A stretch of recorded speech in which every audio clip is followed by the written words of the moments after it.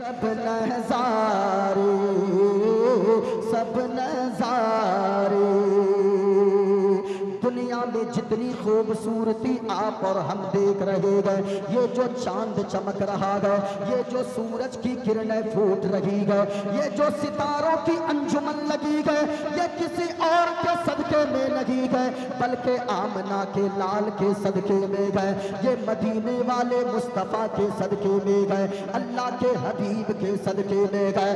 इसलिए तो मैं कहता हूँ सब नज़ारे आपके हैं, चांद तारे, चांद तारे, हुजूर आपके हैं, चांद तारे, तारे चांद तारे। और एक शेर मैं पढ़ रहा हूँ, मुलाहजा फरमा लें। आज पूरी दुनिया इस्लाम और कुरान के पीछे लगी है, लेकिन तारीख गवाह है, ये फ़िज़ा गवाह है, ज़मीन व आसमान गवाह है, लोग जितने इस्लाम और कुरान के पीछे पढ़ते जा रहे हैं, हमारा इस्लाम और कुरान उतना ही बढ़ता चला जा रहा है। यही वजह है अमेरिका में लोग पहले साल में 10 लोग कलमा पढ़कर मुसलमान होते थे, लेकिन आज साल में सैकड़ों लोगों की तादाद कलमा पढ़कर मुसलमान हो रही है। इसलिए कि इस्लाम की फितरत में कुदरत ने लचक दी है, जितना के दबाओगे उतना ही ये उभरेगा। लेकिन मुसलमान किसी से नहीं डरता है, मुसलमान किसी के पाप से नहीं डरता, मुसलमान अगर डरता है तो खुदाए पाक से डरता है। क्यों? हम गुलामों को खौफ क्यों होगा, अब गुलामों, अब गुलामों को खौफ क्यों होगा, जब सहारे, जब सहारे हुजूर आपके हैं, चांद तारे, चांद तारे, सारी चीजें हुजूर के सदके में है। अल्लाह ने हम और आपको हाथ दिया है, ये हाथ में जो ताकत है ये हुजूर के सदके में है। पाँव अल्लाह ने दिया है, कितने लोग इस ज़मीन पर ऐसे हैं जिनको अल्लाह ने पाँव तो दिया है लेकिन पाँव में चलने की ताकत नहीं दिया है। कितने लोग ऐसे हैं इस ज़मीन पे जिनको अल्लाह ने ज़बान तो दिया है लेकिन ज़बान में बोलने की ताकत नहीं दिया है। आप और हम कितने खुश नसीब हैं, अल्लाह ने हाथ दिया, हाथ में पकड़ने की ताकत भी अता फरमाया है, पाँव दिया है, पाँव में चलने की ताकत भी अता फरमाया है, ज़बान दिया है, ज़बान में बोलने की ताकत भी अता फरमाया है।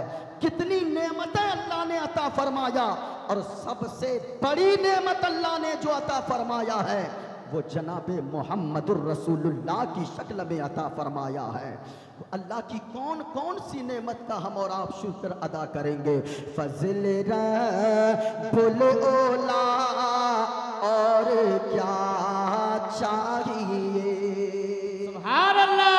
फज़ल रब्बुल औला और क्या चाहिए, मिल गए मुस्तफ़ा और क्या चाहिए, मिल गए मुस्तफ़ा और क्या चाहिए। और भर के झोली मेरी मेरे सरकार ने मुस्कुरा कर कहा और क्या चाहिए, मुस्कुरा कर कहा और क्या चाहिए। ज़रा मोहब्बत के साथ बोलो सुभान अल्लाह। सुभान पूरा अल्लाह। मजमा किसी का हाथ नीचे न रहे। और मोइनुद्दीन कादरी की आपने अगर गुफ्तगू मुकम्मल समाअत कर ली, मेरा यकीन कहता है कि आप मेरी गुफ्तगू को कई बरसों तक याद रखेंगे। मेरी जो आज की गुफ्तगू होगी, आपके और हमारे हुजूर सल्लल्लाहु अलैहि वसल्लम जो इस दुनिया में तशरीफ़ लाए, हुजूर के आने का मकसद क्या था, हुजूर ने ज़माने वालों को पैगाम क्या दिया है, हुजूर की सीरत क्या है, हुजूर ने जो पैगाम ज़माने वालों को दिया है, अगर उस पैगाम पे कोई अमल कर लेगा तो वो दुनिया में इज्जतदार बनेगा, मरने के बाद जन्नत का हकदार हो जाएगा। हुजूर ने पैगाम क्या दिया है, हुजूर की सीरत को समझने की ज़रूरत है, हुजूर की सीरत को पढ़ने की ज़रूरत है। आज जो दुनिया बकवास करती है, कहती है कि ये मुसलमान फला तरह का होता है, ये मुसलमान भड़काने वाला होता है, ये मुसलमान को मानवता नहीं आती है, मुसलमानों को इंसानियत नहीं आती है। हुजूर की सीरत को पढ़ो। आदमी आजकल लोग किसी शराब पीने वाले को देखते हैं और ये समझते हैं यही इस्लाम है, किसी जुआ खेलने वाले को देखते हैं और ये समझते हैं यही इस्लाम है, किसी पापी गुनहगार को देखते हैं और ये समझते हैं यही इस्लाम है। नहीं प्यारे, इस्लाम को अगर समझना चाहते हो, किसी दुनियादार को देखकर मजहब इस्लाम को मत समझो, बल्कि हुजूर की जीवनी को पढ़ते जाओ, हुजूर की सीरत को पढ़ते जाओगे, इस्लाम को समझते चले जाओगे, मजहब इस्लाम की खूबसूरती को समझते चले जाओगे। इंशाअल्लाह मैं बताऊंगा मजहब इस्लाम की खूबसूरती क्या है। जरा आप गौर से सुनिएगा। मैंने जो आयत करीमा की तिलावत की है, अल्लाह ने कुरान में फरमाया, ऐ ईमान वालों, अपने आप को भी बचाओ और अपने बच्चों को भी बचाओ, अपने घर वालों को बचाओ, अपनी बीवी को बचाओ, अपने बेटा और बेटियों को बचाओ जहन्नम की आग से। ये जहन्नम की आग कितनी भयानक है। जहन्नम की आग दुनिया की आग की तरह नहीं है। हदीस में आता है, मदीने वाले मुस्तफ़ा फरमाते हैं कि जहन्नम की आग को 70 मरतबा, 1-2 मरतबा नहीं बल्कि 70 मरतबा रहमत के पानी से धोया गया है, तब जाकर दुनिया की आग तैयार की गई है। ये दुनियावी पानी से नहीं, नल और ट्यूबवेल के पानी से नहीं, नदी और तालाब के पानी से नहीं, बल्कि रहमत के पानी से। मुफ्ती साहब क़िबला तशरीफ फरमा है, जरा पूछिएगा, रहमत के पानी से 70 मरतबा अल्लाह ने इस जहन्नम की आग को धोया, तब जाकर दुनिया की आग तैयार की गई है।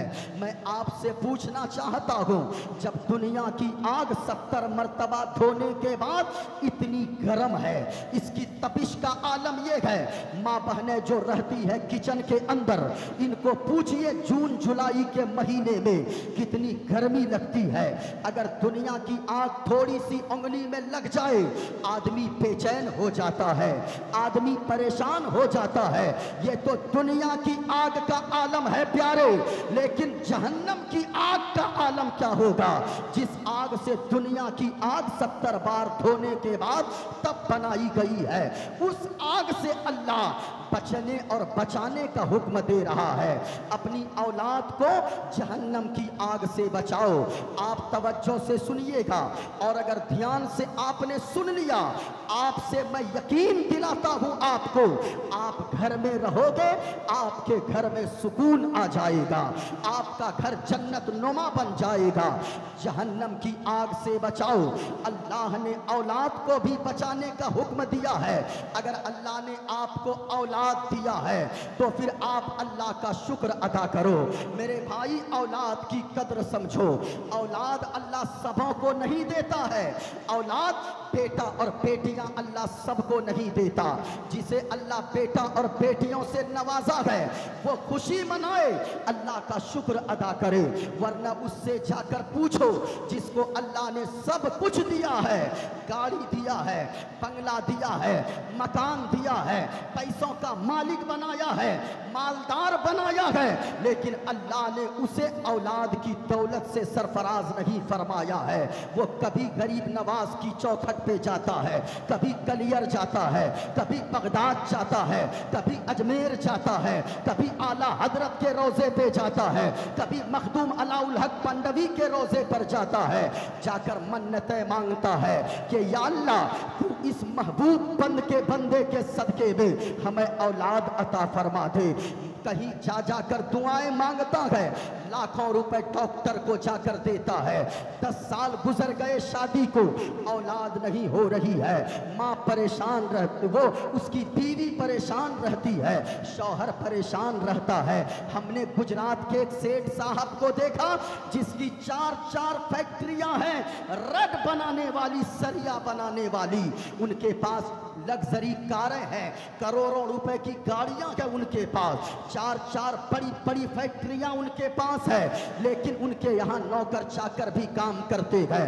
हमने उससे पूछा लाखों रुपए जेब में है, आपको टेंशन क्या है, उदास से क्यों रहते हैं, आपकी नजरों ये झुकी सी क्यों रहती है, आप परेशान क्यों रहते हैं, आपको तो मुस्कुरा कर जिंदगी गुजारनी चाहिए। अल्लाह ने इतनी दौलत दिया है कि पूरी जिंदगी बैठ कर खाओगे, लेकिन आपकी दौलत में कमी नहीं आएगी, फिर आप रोते क्यों रहते हैं, आप परेशान क्यों रहते हैं। उसने कहा मुफ्ती साहब क्या बताऊं, इस लाखों रुपए का मैं क्या करूंगा, ये लग्जरी कारों का मैं क्या करूंगा, ये बड़े बड़े मकानात और बिल्डिंगों का मैं क्या करूंगा, और ये बड़ी बड़ी फैक्ट्रियों का मैं क्या करूंगा। ये लाखों रुपए जेब में है तो मेरे पास, लेकिन मैं इनका क्या करूंगा। कोई 10 रुपए अब्बा कह के मांगने वाला बेटा या बेटी अल्लाह ने मुझको नहीं दिया है। अल्लाह ने सब कुछ दिया है मुझे, मकान दिया है, जमीन दिया है, घर बार दिया है, सारी चीजें दिया है, लेकिन अल्लाह ने मुझे औलाद नहीं दिया है, न तो बेटा दिया है, न तो बेटी दिया है। मैं आपसे कहना चाहूंगा, औलाद अगर अल्लाह ने दिया है, आप औलाद की कद्र करो।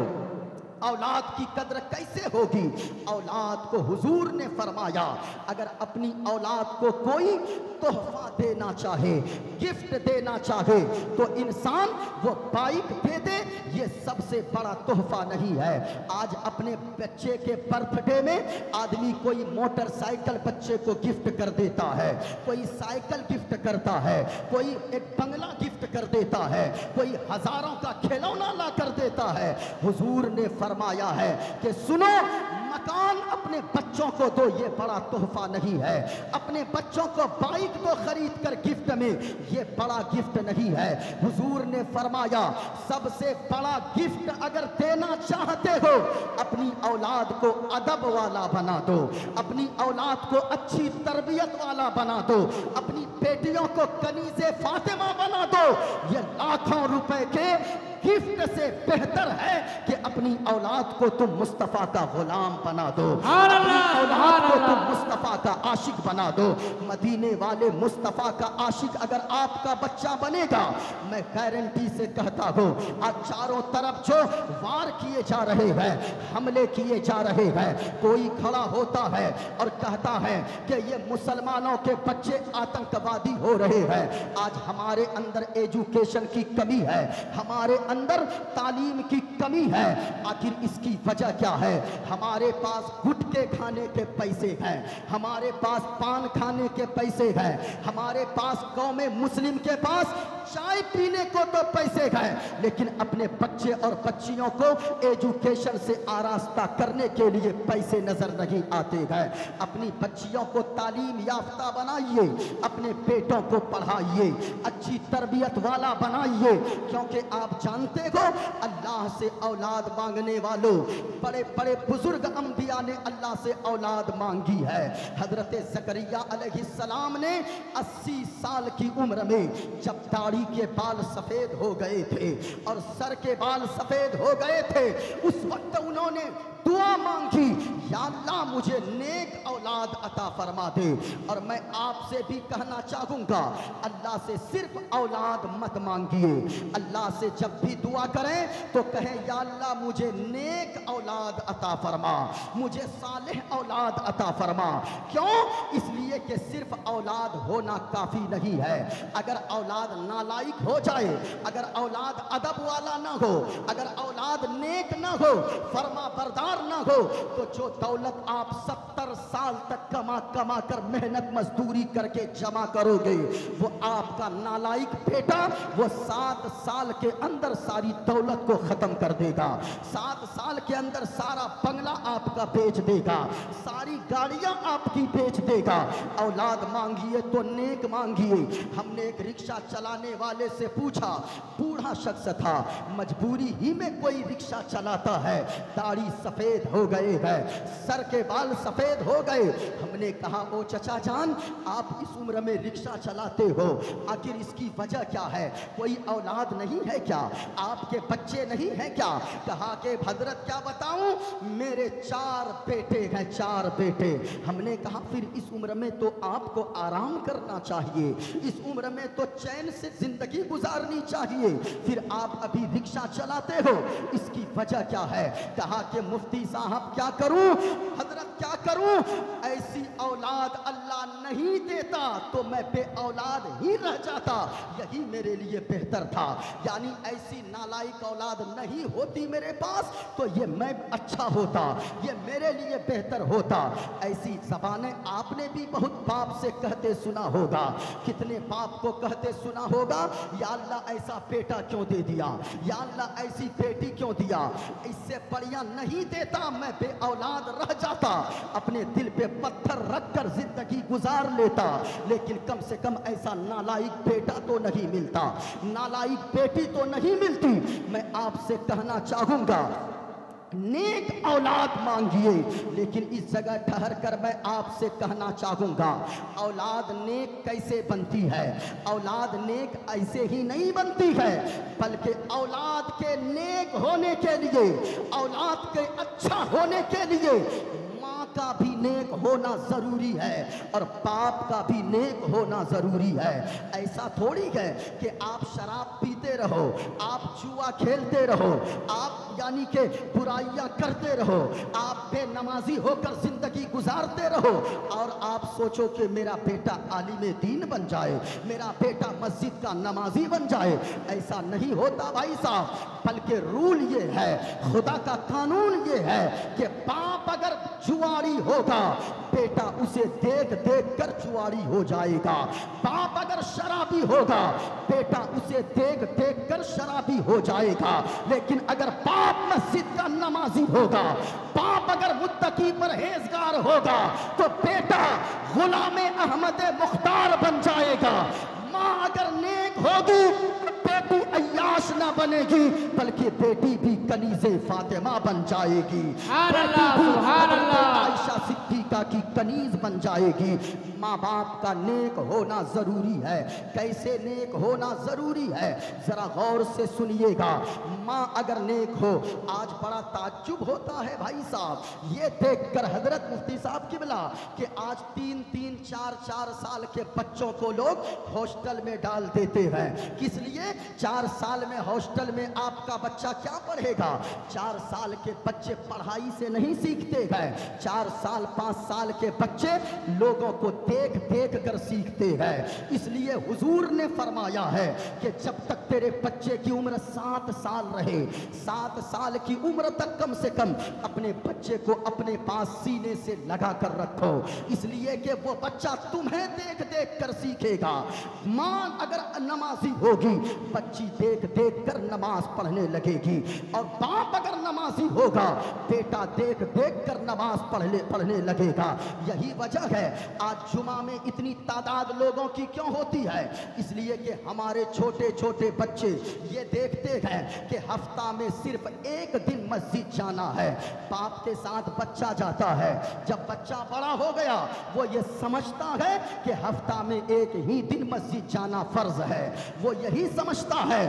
और मैं कसम खुदा की कहता हूँ, अगर बाप रोजाना नमाज पढ़ने जाए, बचपन ही से अपने छोटे बच्चों के हाथ में के उंगली को पकड़कर मस्जिद की तरफ ले जाए, बच्चा बड़ा होगा तो गद्दार न बनेगा, वो बच्चा बड़ा होकर मुस्तफा का वफादार बन जाएगा, वो बच्चा बड़ा होकर गुलाम अहमद मुख्तार बन जाएगा। इसलिए माँ का नेक होना, बाप का नेक होना जरूरी है। आप कहोगे वो कैसे? आइए मैं आपको बताता चलूं। ख्वाजा गरीब नवाज का आपने नाम सुना है। माँ का कितना बड़ा रोल होता है, बाप का कितना बड़ा किरदार होता है बच्चों की जिंदगी को संवारने के लिए।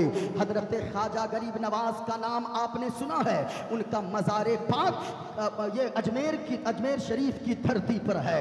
दीवानों लाखों की तादाद में वहां पर हाजिरी देने जाते गए और आला हजरत ने लिखा गया अपनी किताब फतवाए रज़विया में कि पूरे हिंदुस्तान में अगर कहीं भी तेरी दुआ कबूल न होती हो, एक ऐसी बारगाह है हिंदुस्तान में जिस बारगाह में चले जाओगे, नीयत सच्ची होगी, अकीदत सच्ची होगी और वास्ता गरीब नवाज का देकर वसीला दुआ मांगोगे, अल्लाह तेरी दुआ को जरूर कबूल फरमा लेगा।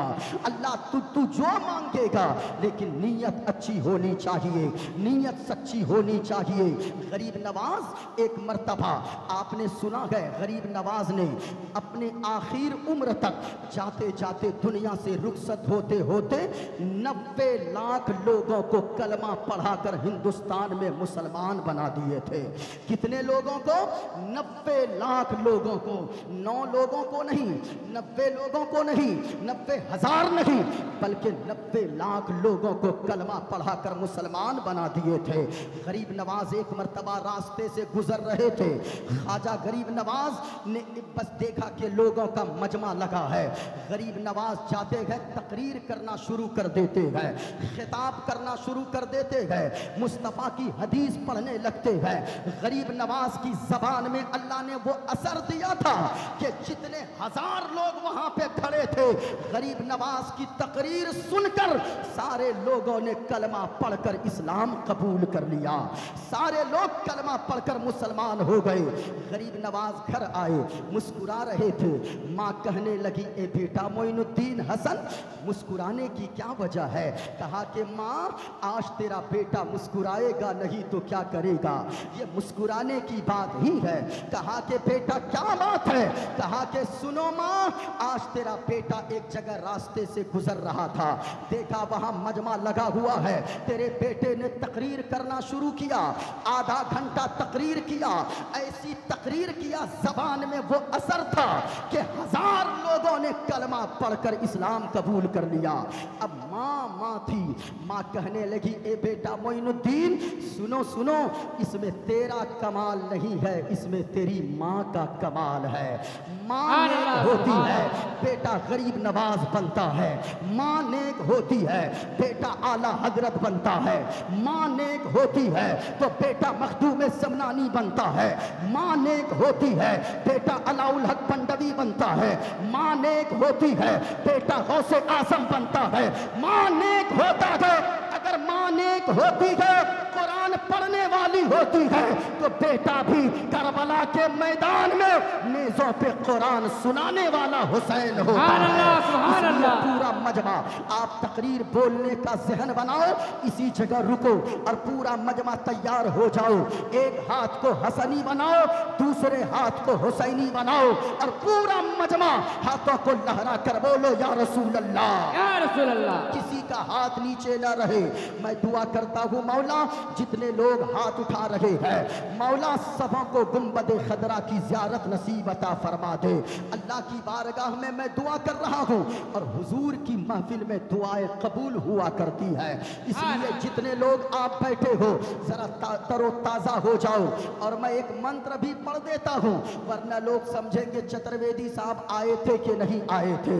इसी जगह रुकिए, अभी तकरीर फिर मैं वहीं से शुरू करूँगा। मैं एक जर्रा बराबर इधर उधर मौजू से नहीं हटूंगा। इंशाअल्लाह आप तकरीर मुकम्मल सुनिए, दिल बाग बाग हो जाएगा, घर आपका जन्नत नुमा बन जाएगा। माँ बहनों तुम भी सुनो, तेरे लिए भी मेरी तकरीर आज खास तौर से होगी। नौजवानों के लिए, बच्चों और बूढ़ों के लिए, औरतों के लिए, माँ बहनों के लिए, सबके लिए मेरी तकरीर होगी। अगर एक इजाजत हो तो मैं मंत्र पढ़ दूं, पूरा मजमा एक मरतबा बोलो सुभान अल्लाह। हाथ नीचे न रहे, झूम कर बोलो या रसूल अल्लाह। या रसूल अल्लाह। आपकी आवाज ऊंची होनी चाहिए। आप अगर बोलोगे नहीं, आने वाली नस्लें बोलना कहां से सीखेगी? आप बोलोगे। आज हमने देखा इस्तकबाल के लिए जब ये फरक्का स्टेशन, जब वहां नौजवान गए, यकीनन नौजवानों में जोश अगर जिंदा है, जब तक जुलूस निकलता रहेगा मुस्तफ़ा के आमद के नाम का, अल्लाह की कसम हमारे बच्चों के सीने में ताकत आती रहेगी।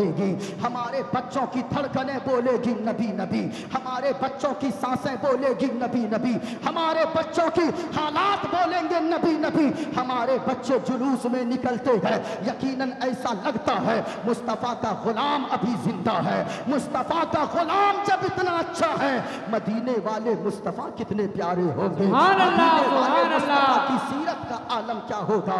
इसलिए इस्लाम अमन का पैगाम देता है, इस्लाम सुकून का पैगाम देता है। अगर मंत्र सुनना चाहते हो, एक मर्तबा पूरा मजमा बोलो, हाथों को लहरा कर सरकार की आमद, आवाज में सरकार की आमद, दिलदार की आमद, आका की आमद, दाता की आमद, मक्की की आमद, मदनी की आमद, तेरा खावा मैं तेरे गीत गावा या रसूल अल्लाह, तेरा मीलाद मैं क्यों न मनावा या रसूल अल्लाह। सरकार की आमद, दिलदार की आमद, मक्की की आमद, माशाअल्लाह। आप बोलते रहो, यकीनन जमाने वालों को बताओ, हम हर जगह नहीं बोलते हैं। हमारे बाप के नाम पर हम नहीं बोलते हैं, अपनी माँ के नाम पर हम नहीं बोलते हैं, हम अपने भाई के नाम पर नहीं बोलते हैं, हम अपने खानदान के नाम पर नहीं बोलते हैं। और न तो हम चीखते चिल्लाते हैं, न तो हम भड़कते हैं। और हमारे यहाँ का बच्चा बच्चा कहता है, लोग तो कहते हैं मुसलमान चीख लेता है, मुसलमान चिल्लाता है, मुसलमान ऐसा करता है, मुसलमान वैसा करता है। हमारे यहाँ तो इस्लाम ने पैगाम दिया है।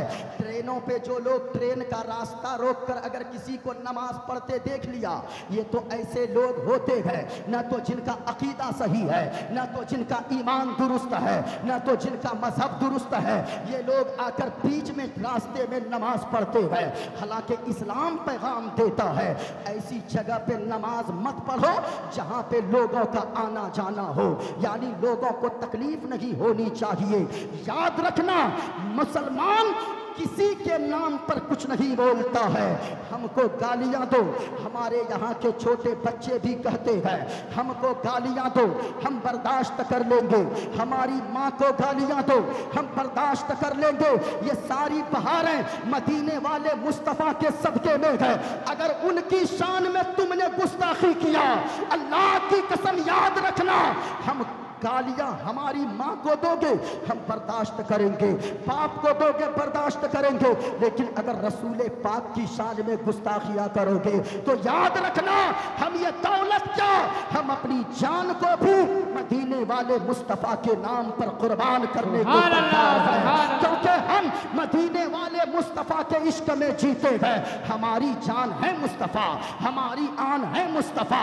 ये सारी चीजें मदीने वाले मुस्तफ़ा के लिए है। हद तो तब हो गई जब आला हजरत ने फरमाया, या रसूल अल्लाह, जमीनो जमा तुम्हारे लिए, मकीनो मका तुम्हारे लिए, चुनीनो चुना तुम्हारे लिए, तो जहां तुम्हारे लिए, तुम्हारे लिए, दहन में ज़बा तुम्हारे लिए, हम आए यहाँ तुम्हारे लिए, ठहरी वहां तुम्हारे लिए। नारे तकबीर, नारे निसारत, नारे हैदरी, मक्के की आमद, मदनी की आमद, नारे तकबीर, नारे निसारत।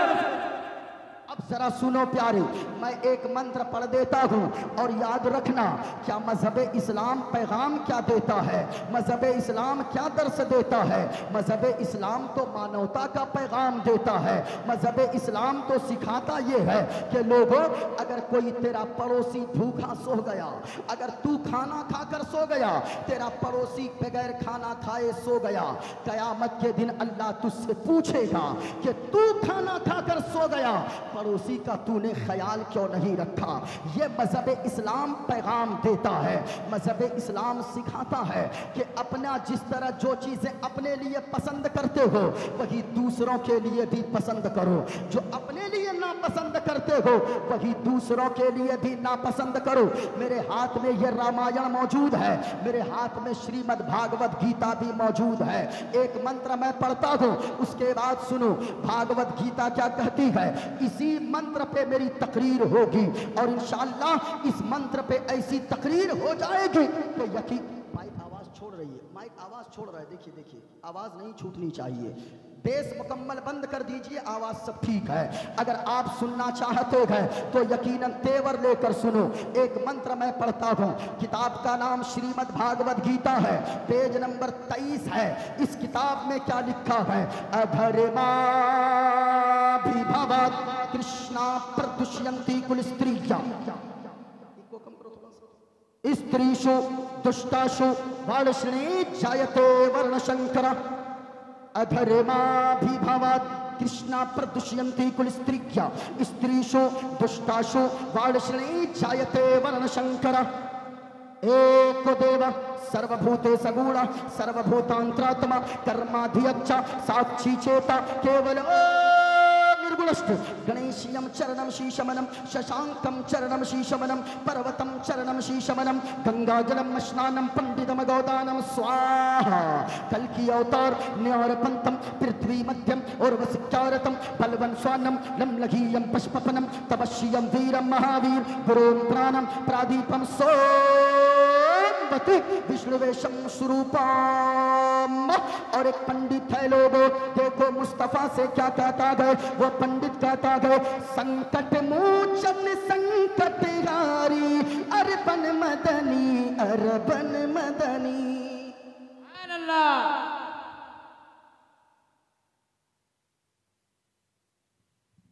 बन मदनी अरबन मदनी और कल्याण करो मोरा हे कल्याणी अरबन मदनी अरबन मदनी। रिकॉर्ड कर लो, ये मैंने कहीं नहीं पढ़ा है, ये यही पढ़ रहा हूँ, सुनो ये बिल्कुल नया है। संकट मोचन संकट हारी अरबन मदनी अरबन मदनी कल्याण करो मोरा हे कल्याणी अरबन मदनी अरबन मदनी। इस्लाम का तुमसे ज्ञान मिला है, आदर मिला सम्मान मिला है। इस्लाम का तुमसे ज्ञान मिला है, आदर मिला सम्मान मिला है। हृदय से तुम्हारे हैं आभारी अरबन मदनी अरबन मदनी।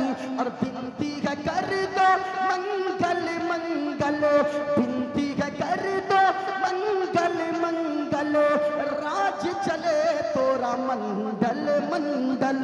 बिनती है कर दो मंगल मंगल, राज चले तोरा मंडल मंडल।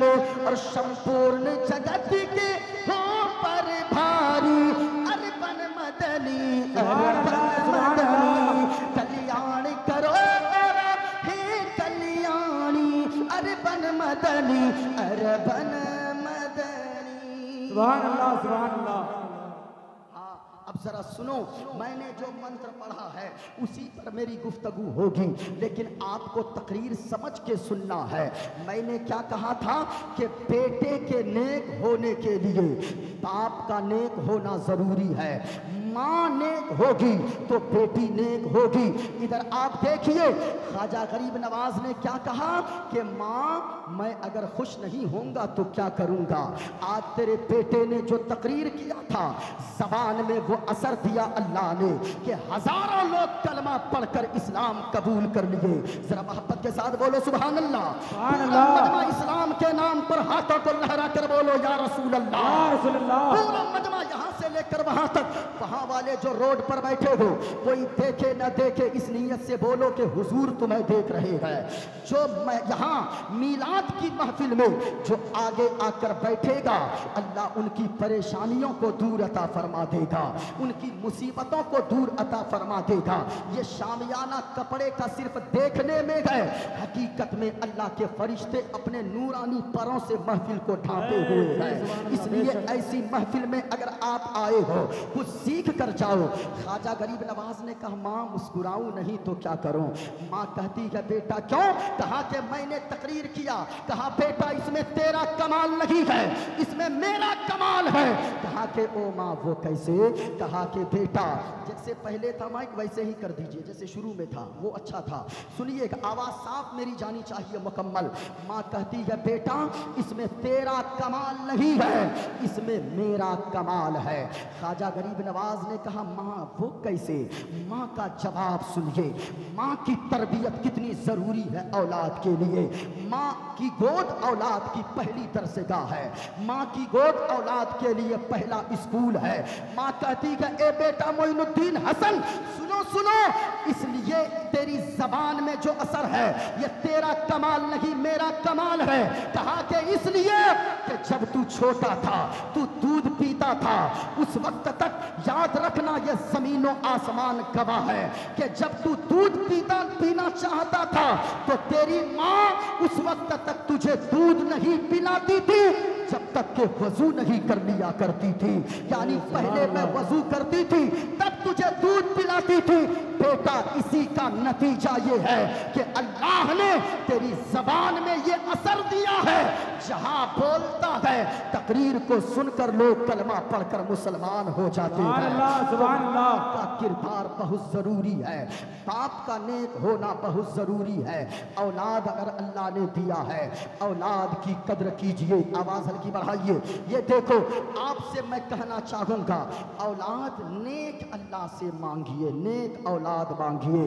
गौर से सुनो, इमाम बुखारी का आपने नाम सुना है। इमाम बुखारी ने कौन सी किताब लिखी है? ठीक है रहने दो। इमाम बुखारी ने बुखारी शरीफ लिख दिया है। वो कौन सी किताब है बुखारी शरीफ? पूरे रुए जमीन पर किताबुल्लाह के बाद यानी कुरान मजीद के बाद अगर सबसे मोतबर किताब कोई है तो वो वो किताब बुखारी शरीफ है। बुखारी शरीफ इतनी मोतबर किताब, आपने कभी सोचा है इमाम बुखारी क्या ऐसे ही इमाम बुखारी बन गए? इमाम बुखारी इतने बड़े हदीस के आलिम ऐसे ही बन गए? 4 लाख हदीसें इमाम बुखारी को ज़बानी याद थी। 4 लाख हदीसें, कुछ सोच सकते हैं आप? 1 2 4 हज़ार नहीं, 4 लाख हदीसें इमाम बुखारी को ज़बानी याद थी। एक रिवायत के मुताबिक, एक रिवायत में 6 लाख भी आता है, एक रिवायत में 3 लाख भी है, लेकिन दरमियानी रिवायत को अगर आप लें 4 लाख हदीसें ज़बानी याद थी। क्या ये सारी चीज़ें ऐसे ही हो गई? नहीं। इमाम बुखारी के बारे में आता है, इमाम बुखारी अपने माँ के शिकम में थे। इमाम बुखारी की माँ दुआ करती है, सजदे में जाकर दुआ मांगती है, अपने आंचल को उठाकर दुआ मांगती है। ए पाक परवरदिगारे आलम, ए खालिके कायनात, ए रब्बे काबा, जो मेरे पेट में बच्चा पल रहा है, जो औलाद पल रही है, ए रब्बे काबा, जब ये औलाद पैदा हो जाए, ये बेटा हो जाए, तो मौला इसे मैं अपने बुढ़ापे के सहारे के लिए ना पालूंगी, बल्कि या अल्लाह ये अगर मेरा बेटा पैदा हो गया, मैं इसे दुनियादार न बनाऊंगी, बल्कि तेरे महबूब के हदीस का आलिम दीन बनाऊंगी। माँ दुआ मांग लेती है, मन्नत तो मान ली। इमाम बुखारी पैदा हो गए। इमाम बुखारी जब पैदा हुए ना, माँ बड़ी खुश थी। माँ होती है, इतनी खुश थी माँ, कितने सदका कर दी, कितने खैरात कर दी गरीबों में, बहुत खाना खिलाया। इमाम बुखारी 6 साल की उम्र को पहुँचे हैं। अचानक एक दिन इमाम बुखारी, जिनका नाम मोहम्मद बिन इस्माइल था, उनकी आंख की रोशनी अचानक गायब हो गई, आंख की बीनाई गायब हो गई। अब जरा सोच सकते हो लोगों कि मन्नत समाजत के बाद अल्लाह ने जिस औरत को बेटा से नवाजा हो, अब 6 साल की उम्र में अगर आंख की रोशनी चली जाए तो माँ कितना रोती होगी। इमाम बुखारी की उम्र सिर्फ 6 साल की है, माँ जाकर सजदे में रोती है, कभी रुकू में रोती है, अपने आंचल को उठाकर रोते रोते दुआ मांगती है, या अल्लाह मैंने जो बेटा मांगा था मैं अपने लिए थोड़ी मांगा था, मैंने तो इसलिए बेटा मांगा था कि इस बेटे को मैं तेरे महबूब के हदीस का आलिम दीन बनाऊंगी। अब ये जब इसकी आंख में रोशनी ही न रहेगी, जब आंख से ये देख ही नहीं पाएगा तो ये क्या हदीस पढ़ेगा, ये क्या आलिम बनेगा। रोती जाती है, रोती जाती है, रोती जाती है, रोती जाती है, माँ आंचल को उठाकर दुआ मांगती रहती है। मैं आपसे भी कहना चाहूंगा, ओ कौम के बेटो सुनो सुनो, याद रखना माँ बाप अगर बूढ़े भी तेरे घर में गए, माँ बाप की दुआएं लेते रहना, क्योंकि याद रखना मुस्तफा की हदीस बोलती है, जो काम 10 साल मेहनत के बाद नहीं होता हो, माँ बाप अगर हाथों को उठाकर दिल से दुआ कर देंगे वो काम अल्लाह मिनटों में अता फरमा देगा। माँ बाप की दुआएं लो, माँ बाप की दुआएं, और माँ बाप से ज्यादा उस्ताज की भी दुआएं लिया करो, अपने टीचर्स की दुआएं लिया करो। ये बड़ा अजीब मामला हो गया है मुफ्ती साहब आजकल, यानी अगर कोई किसी के पास कुरान मजीद पढ़ा है, अलिफ बा ता सा जीम हा, ये नूरानी कायदा पढ़ा है, बगदादी कायदा पढ़ा है, या ABCD का ख जो भी हो कुछ भी पढ़ा है, अब वो बच्चा जब मौलाना बन जाता, मुफ्ती बन जाता, मास्टर बन जाता, डॉक्टर बन जाता है, तो अब उनके पास जिनके पास इब्तिदाई तालीम हासिल किया है, अब उसके पास जाकर उसके हाथ को चूमने में उसे शर्म आती है। हाँ, मैं मुफ्ती साहब बन गया और मैं मुंशी जी का हाथ चूमूंगा, मैं मौलाना साहब बन गया मैं इसका हाथ चूमूंगा, नूरानी कायदा जिसने पढ़ाया है। याद रखना उस्ताज उस्ताज होता है, तू इल्म का चट्टान भी बन जा, तू इल्म का पहाड़ बन जा, लेकिन उस्ताज के मर्तबे को तू नहीं पहुंच सकता है, उस्ताज के मकाम को नहीं पहुंच सकता है। याद रखना जो 10 साल तू मेहनत के जरिए तुझे कामयाबी नहीं मिलेगी, उस्ताज की एक दुआ के सदके में अल्लाह अता फरमा देगा। ये उस्ताज वो होते हैं, ये तेरे टीचर्स वो होते हैं, माँ बाप ने उनके हवाले तुझे मिट्टी की शक्ल में किया था, लेकिन उस्ताज ने तुम्हें सोना बनाकर वापस किया है, तुम्हें हीरा बनाकर वापस किया है, तुम्हें मोती जैसी खूबसूरत तराश कर बनाकर तुझे वापस किया है। इसलिए उस्ताज की दुआएं लिया करो, अपने टीचर्स की दुआएं लिया करो, अपने पढ़ाने वाले उस्ताज की दुआएं लिया करो। अगरचे एक हर्फ ही तुमने सीखा है, ये तो अभी का माहौल है, ये तो मदरसे में कुछ हद तक ये अदब सलामत है कि उस्ताज का लोग अदब करते हैं। अभी भी मुफ्ती बहाउद्दीन साहब के अगर उस्ताज आ जाएंगे, इनकी मजाल नहीं है इनका कि ये कुर्सी पे बगैर इजाजत के बगल में भी बैठ जाएंगे, ये अदब अभी भी बाकी है।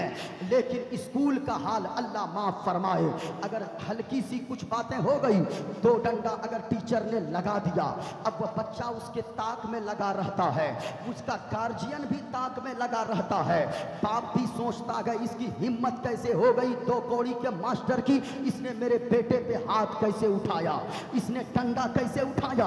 आप कैसे माँ बाप हैं कि अपने बच्चों के पक्ष लेते हैं, कभी आपने नहीं सोचा यही उस्ताज है जो मेरे बेटे को मास्टर बनाएगा, यही उस्ताज है जो मेरे बेटे को सोना बनाएगा, यही उस्ताज है जो मेरे बेटे को कुंदन बनाएगा। ये आजकल के पेरेंट्स हैं। लेकिन आओ मैं आपको एक बाप की कहानी बताऊं जिनका नाम हजरत हारून रशीद है। हजरत हारून रशीद वक्त के बादशाह है। हजरत हारून रशीद ने अपने एक बेटा को पढ़ने के लिए दिया हजरत इमाम नसई के पास। इमाम नसई नसई के पास जाकर कहने लगे, हजरत इमाम नसई मेरा ये बेटा है, इसे आप हदीस पढ़ाइए, इसे आप कुरान पढ़ाइए, इसे आप अदब सिखाइए, इसे आप आलिम दीन बनाइए। वक्त के बादशाह की बात को टाल ना सके इमाम नसई। एक दिन हजरत हारून रशीद रास्ते से गुजर रहे थे, वो देखते हैं इमाम नसई वजू कर रहे हैं और बादशाह हारून रशीद का बेटा वो लोटे में पानी लेकर वो अपने उस्ताद के पांव पे डाल रहा है और उस्ताद वजू कर रहे हैं। जब इतना मंजर देखा, अपने तमाम सिपाहियों से, फौजियों से हारून रशीद ने कहा, ओ मेरे सिपाहियों, अरे घोड़ा रोको, जानवर रोको, सवारी रोको। हारून रशीद नीचे उतरे, जितने सिपाही साथ में थे, जितने दारोगा साथ में थे, फौजी साथ में थे, सब कहने लगे, आपस में बातें करने लगे, आज इस मौलवी की खैरियत नहीं है, एक बादशाह के बेटे से पानी डलवा रहा है, आज इनकी चमड़ी उधेड़ देंगे बादशाह, आज मौलवी की खैरियत नहीं है, आज मौलवी की शामत आ गई है। हारून रशीद आगे बढ़ते हैं, फौजी अपने में बातें कर ही रहे थे, अचानक फौजियों ने क्या देखा, हजरत हारून रशीद गए, इमाम नसई से कुछ नहीं फरमाया, अपना दो तमाचा खींचकर अपने बेटे के चेहरे पे लगाया और इतनी जोर से मारा, उनका बेटा जमीन में गिर गया। हजरत हारून रशीद अपने बेटे को उठाते हैं और कहते हैं, नालायक, मैंने तुमको यही अदब सीखने के लिए दिया था। अरे अदब ये नहीं है कि सिर्फ पानी तू डाल उस्ताद के पांव में, अदब ये होता एक हाथ से पानी डालता, दूसरे हाथ से उस्ताद के पांव धोता, तब भी उस्ताद का हक अदा नहीं होता। अल्लाहु अकबर। ये थे पेरेंट्स। अब बताएं, हमारा बच्चा, हमारे यहाँ एक शख्स के बच्चे को मास्टर साहब ने मार दिया। अब वो घास काटने वाला, जंगल काटने वाला जो हथियार है, वो हथियार लेकर उसका मर्डर करने पहुंच गया। मैं कहना चाहूंगा, क्या खाक पढ़ेंगे बच्चे? क्या इल्म मिलेगा उसे? पढ़ने से सिर्फ नहीं मिलता है, बल्कि उस्ताद की दुआओं से मिला करता है। माँ बाप की दुआएं लिया करो। माँ बाप अगर तेरे जिंदा हैं, माँ बाप की कद्र करो। माँ बाप अगर टोकते हैं तुम्हें किस बात पे कि बेटा यहाँ क्यों जा रहा है, बेटा वहाँ क्यों जा रहा है, तो अपने आप को खुशनसीब समझो कि तुझको कोई टोकने वाली माँ मौजूद है, तुझको कोई हर बात पे तेरी पुष्ट पनाही करने वाला तेरा बाप मौजूद है। वरना याद रखना, आज तो तू गर्म हो जाता है, लेकिन जिस दिन तेरी माँ चली गई ना, आज हालत हो गई है मुफ्ती साहब।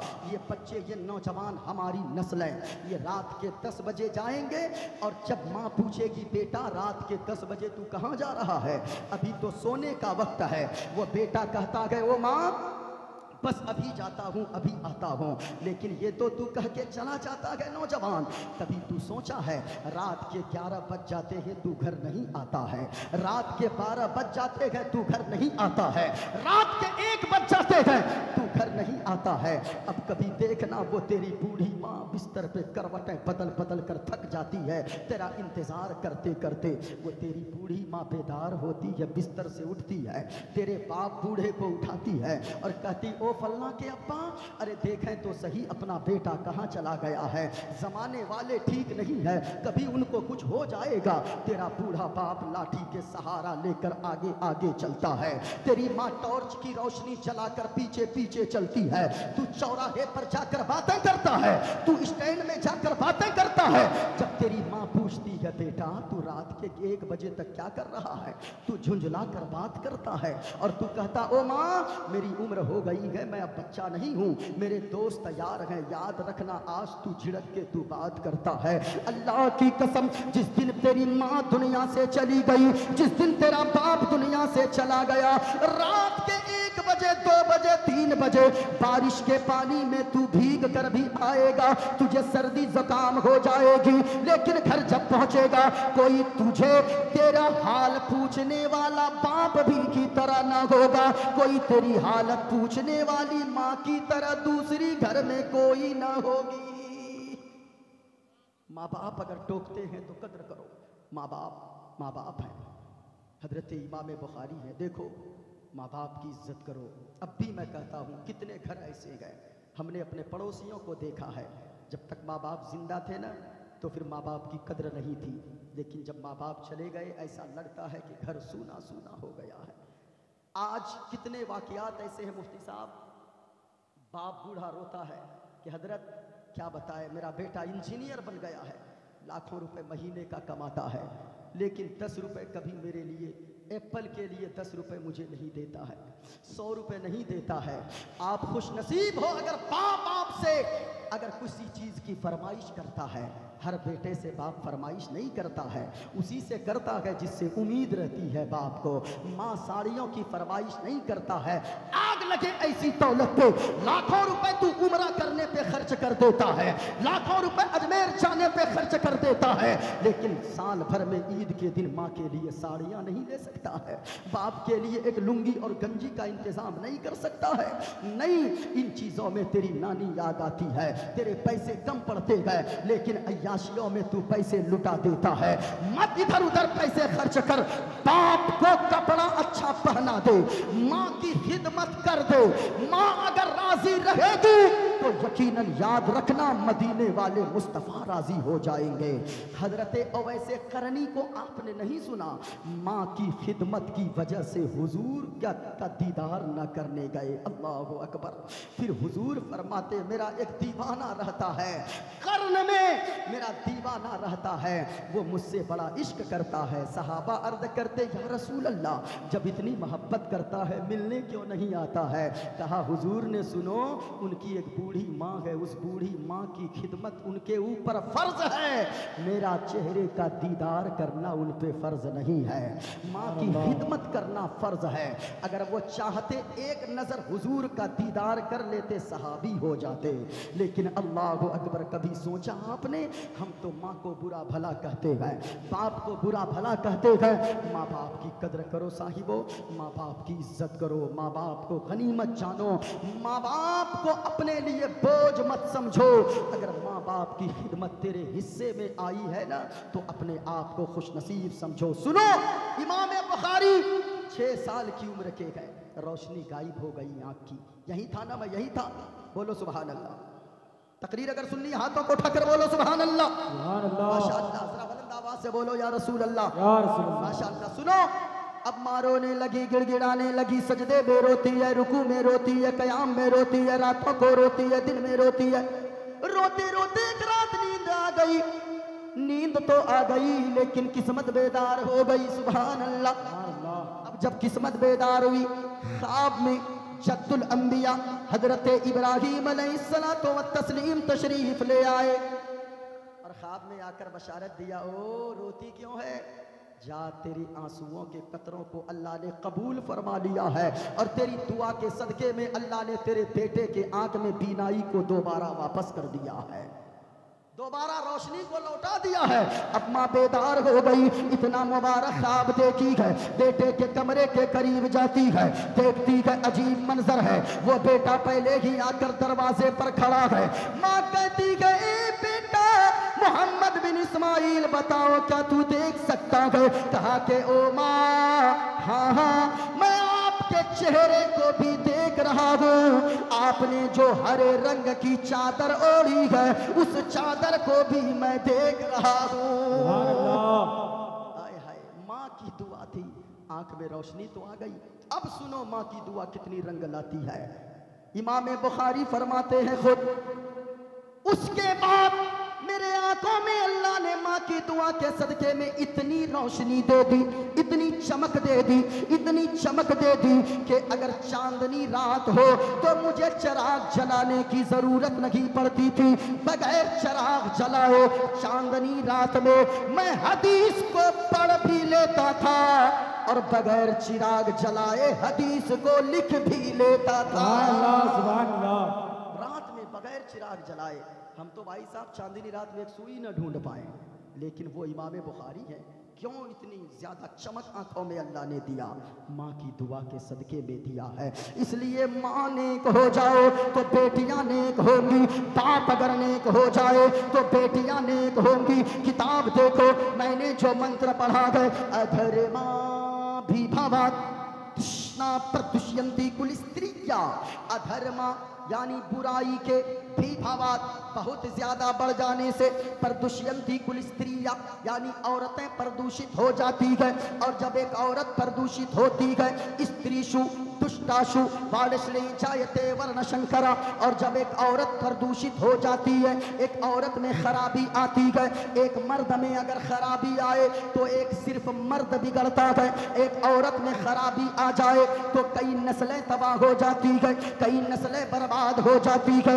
माँ बहनों, मैं आपसे कहना चाहूंगा, आप भी अपनी बेटियों को पैगाम दो। एक औरत अगर चाह ले, एक माँ अगर चाह ले, बेटे को जन्नती बना सकती है। एक बीवी अगर चाह ले, अपने शौहर को जन्नती बना सकती है। एक बीवी अगर चाह ले, अपने शौहर को शराब से तौबा करवा सकती है। एक बीवी अगर चाह ले, घर को जन्नत नुमा बना सकती है। एक बीवी अगर चाह ले तो घर को जन्नत की क्यारियों में से क्यारी बना सकती है। सुभान अल्लाह। एक औरत हमेशा से याद रखना, घर की जीनत औरत होती है, घर की रहमत औरत होती है। मदीने वाले मुस्तफ़ा जब दुनिया में तशरीफ लाए, आलम यह था अरब का, अभी तो कुछ जहालत नहीं है। उस वक्त इतनी जहालत थी कि लोग अरब मक्का के बाजार में लोग अपने बूढ़े बाप को बेच दिया करते थे। अल्लाह अकबर, बूढ़े बाप को लोग जाकर बेच देते थे। क्यों? बूढ़ा हो गया, इससे कोई फायदा नहीं है। बाप को भी लोग बेच देते थे। और जानते हो, बेटियों को लोग कब्र में जिंदा दफन कर देते थे। यहीं तक नहीं, बल्कि अगर बाप ने 2 शादियां की होती थी ना, तो सौतेली माँ से बाप के मरने के बाद अपनी माँ से लोग निकाह कर लिया करते थे। अल्लाह अकबर, वो दौर था। लेकिन मदीने वाले मुस्तफ़ा तशरीफ लाए और मदीने वाले मुस्तफ़ा ने बताया, ओ लोगों, ये औरत तुम्हारे लिए याद रखना, अगर बेटी की सूरत में है तो अल्लाह ने तेरे लिए रहमत का जरिया बना दिया है। अगर ये बहन की सूरत में है, तेरे लिए इज्जत बना दिया है। अगर ये औरत बीवी की शक्ल में है, तेरे लिए मोहब्बत बना दिया है। और अगर ये औरत तेरी माँ की शक्ल में है तो उनके कदम के नीचे अल्लाह ने तेरी जन्नत को डाल दिया है। सुभान अल्लाह। औरत, हुजूर ने बताया मकाम। माँ बहनों, अपने मकाम को पहचानो। एक औरत अगर संवरती है तो कैसे मर्द संवरता है, एक औरत अगर बिगड़ती है तो मुआशरा बिगड़ता है। आप कहोगे वो कैसे? ये देखो मेरे हाथ में एक तस्वीर है। ये तस्वीर कौन सी है? ये शाहजहांपुर, ये उत्तर प्रदेश में एक जिला है शाहजहांपुर, बरेली शरीफ के बगल में। ये मस्जिद है शाहजहांपुर में, 300 साल पुरानी मस्जिद है, ये अभी भी मौजूद है। और जानते हो, एक औरत का किरदार देखो। औरत अगर सोच ले, अपने घर को जन्नत बना सकती है। अपने शौहर को वो बिल्कुल शराब से तौबा करवा कर मस्जिद का नमाजी बना सकती है। अपनी बेटियों को पैगाम दो, अपनी बेटियों के बातों पर सिर्फ कान मत धरो। बुजुर्गाने दीन फरमाते हैं, अगर बेटा की शादी कर दो तो तुम अंधे हो जाओ, यानी ये सोच लो मैं कुछ देख ही नहीं रहा हूँ। और अगर बेटी की शादी करवाओ तो बहरे बन जाओ, यानी जो बाप बेटी की बातें सुनता रहता है उनका घर कभी नहीं बसने देगा वो बाप, उनको बहरा बन जाना चाहिए। और अगर बहू आपके घर में है तो बहू से अगर प्लेट टूट जाए तो तुम बावेला मत मचाओ, बल्कि ये सोचो, जब तेरी बेटी दूसरे के घर में है, तू सोचता है तेरी बेटी दूसरे के घर में रानी बनकर रहे। तेरे घर में भी जो बेटी है वो भी तो किसी की बेटी है, वो भी चाहता है तेरे घर में उसकी बेटी रानी बनकर रहे। तू दूसरों की बेटी को रानी बनाकर अपने घर में रख, तेरी बेटी को भी अल्लाह रानी जैसी जिंदगी अता फरमा देगा। इसलिए सुनो माँ बहनों, आप भी सुनो, औरत का किरदार क्या होता है। ये शाहजहांपुर की जामा मस्जिद है।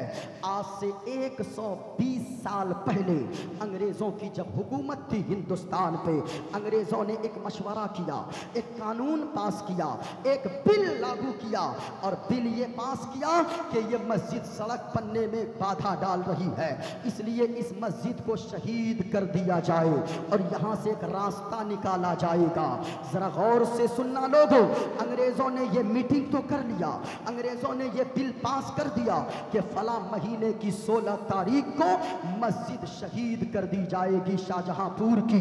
जब मुसलमानों को पता चला कि अंग्रेजों ने ये कानून बनाया है, फला महीने के 16 तारीख को मस्जिद शहीद कर देंगे अंग्रेज, मुसलमानों ने आनन फानन एक मीटिंग बुलाई और मुसलमानों ने ये मशवरा किया मीटिंग में, कहा कि सुनो हम लोग 16 तारीख को उस महीने की मस्जिद के सामने जाकर खड़े हो जाएंगे। अंग्रेज जब देखेगा हम लोगों को चारों तरफ से खड़ा है तो अंग्रेजों ने मस्जिद को शहीद करने का फैसला लिया है, कानून बनाया है, हमारा खून बहाने का कानून नहीं बनाया है। अगर वो मुझको में से किसी को मारेगा, गोलियां चलाएगा, तो उनको अदालत में जवाब देना होगा, अदालत में वो मुजरिम करार पाएगा। इस वजह से हम लोग चले जाएंगे।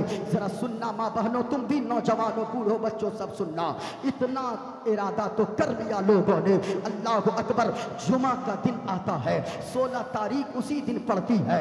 लोग 16 तारीख को सुबह सवेरे नहा धोकर गुस्ल करके खुशबू लगाकर नया कपड़ा पहनकर मस्जिद की तरफ निकल जाते हैं कि हम लोग शहीद हो जाएंगे, लेकिन मस्जिद को शहीद नहीं होने देंगे। हर घर से आदमी निकला है, लेकिन उसी शाहजहांपुर में, अब सुनो पते की बात, उसी शाहजहांपुर में एक ऐसा घर है जिस घर में एक औरत और एक मर्द की जिंदगी गुजरती है, तीसरा कोई नहीं है। एक शौहर और बीवी की जिंदगी गुजरती है, लेकिन उसमें मामला ये था, शौहर बहुत बड़ा शराबी था। शौहर का नाम अब्दुल्ला शराबी लोग रखे थे, नाम अब्दुल्ला शराबी है।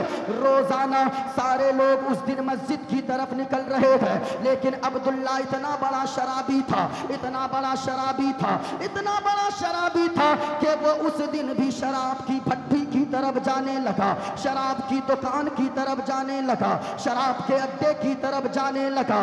बीवी सजदे में सर रख कर रोने लगी, ए पाक परवरदिगारे आलम, हमने जो नमाजें पढ़ी है, हमने जो रोजे रखे गए, हमने जो कुरान की तिलावत किया है, ए रब्बे कायनात, ए खालिके कायनात, मैं उन नमाजों के बदले में तुझसे कुछ नहीं मांगती हूँ। मेरी एक दुआ तूने कबूल न की है, आज तो कम से कम दुआ को कबूल कर ले। ए मौला, मैं उन नमाजों के बदले में तुझसे जन्नत नहीं मांगती, मैं उन रोजों के बदले में तुझसे जन्नत नहीं मांगती। अब्दुल्ला शराबी की बीवी दुआ करती है, या अल्लाह, मैंने जो कुरान की तिलावत किया है उसके बदले में जन्नत नहीं मांगती, बस इतनी सी दुआ आंचल को उठाकर मांगती हूँ कि मौला, मेरा शौहर जो अब्दुल्ला शराबी शराब पीता है, उसे शराब से तौबा की तौफीक नसीब फरमा दे। सुभान अल्लाह, सुभान अल्लाह।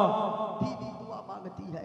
बीवी मुत्तकिया थी, नमाजी थी, रोजा की पाबंदी थी, तहज्जुद गुजार थी, अव्वाबीन भी पढ़ती थी, चाश्त भी पढ़ती थी, अल्लाह अल्लाह कुरान की तिलावत भी करती थी। बीवी रोने लगी, लेकिन अचानक दिल में ख्याल आया, मौला, तूने मेरी दुआ तो कबूल न किया ना, मेरा शौहर नहीं गया तो क्या हुआ, मैं जाऊंगी और मर्दों का लिबास पहन कर जाऊंगी, दुपट्टा अपने चेहरे पे बांध लूंगी, मर्दों के लाइन में जाकर खड़ी हो जाऊंगी, कोई पहचाने या ना पहचाने, कोई पहचाने या ना पहचाने, लेकिन मौला कोई पहचान तो नहीं पाएगा, मर्दों के लिबास में रहूंगी। अंग्रेज के तोप का गोला निकलेगा, मेरा शौहर नहीं गया तो क्या हुआ, अंग्रेज के तोप का गोला निकलेगा, मैं सीने पे तोप का गोला लेकर शहीद हो जाऊंगी, लेकिन मस्जिद को शहीद होने नहीं दूंगी। सुभान अल्लाह। बीवी है अब्दुल्ला शराबी की, नेक है, पारसा है, मुत्तकिया है, पहन लेती है मर्दों का लिबास, लिबास पहनकर दरवाजे पे निकलती है। अब्दुल्ला शराबी शराब के नशे में झूमता हुआ आ रहा था। अब्दुल्ला आया ना, देखा दोनों दरवाजे पे, दोनों चौखट पे अब्दुल्ला की बीवी अपने हाथों को रख दी। अब्दुल्ला कहने लगा, ओ बीवी, हमें अंदर जाने दे, ये मेरा घर है, ये मेरी मिल्कियत है, ये मेरा मकान है, ये मेरी जायदाद है। बीवी का जवाब सुनो। बीवी कहने लगी, हाँ अब्दुल्ला, हमें ये पता है ये आपका घर है, ये आपकी जायदाद है, ये आपकी मिल्कियत है, ये आपका मकान है, ये आप इसके घर के मालिक है। लेकिन ए अब्दुल्ला, मैं अंदर जाने उस वक्त दूंगी, सबसे पहले आप मुझे तलाक दे दो, आप मुझे जवाब दे दो, तलाक देकर निकाह से आजाद कर दो, तब मैं अंदर जाने आपको दूंगी। अब्दुल्ला शराबी ने जब तलाक का नाम सुना बीवी की जबान से, अब्दुल्ला का आधा नशा उतर गया। कहने लगा, ओ मेरी बीवी, ये बता तेरा लहजा आज बदला बदला सा क्यों लग रहा है? आज तेरा लहजा क्यों इतना बदल गया है? मैंने ये गुनाह पहली मर्तबा नहीं किया है, मैं तो रोजाना ये गुनाह करता हूँ, रोजाना मैं शराब पी कर आता हूँ, लेकिन तू तो पानी लेकर मेरा इस्तकबाल करती थी, हाथ में टॉवल लेकर मेरा इस्तकबाल करती थी, हाथ में पंखे लेकर तू मेरा इस्तकबाल करती थी, मेरे सर में तू तेल भी डाला करती थी, लेकिन बीवी तेरा आज लहजा बदला बदला सा क्यों लग रहा है? तो बीवी कहती है, अब्दुल्ला, सारे लोग गांव के चले गए हैं मस्जिद को शहादत से बचाने के लिए, लेकिन आप नहीं गए हो। आप नहीं गए तो क्या हो गया? मैं जाऊंगी, मैं जाकर शहीद हो जाऊंगी, लेकिन मस्जिद को शहीद नहीं होने दूंगी। कहा कि बीवी, आखिर मामला क्या है? तू तो जा रही है, लेकिन तलाक क्यों लेना चाहती है?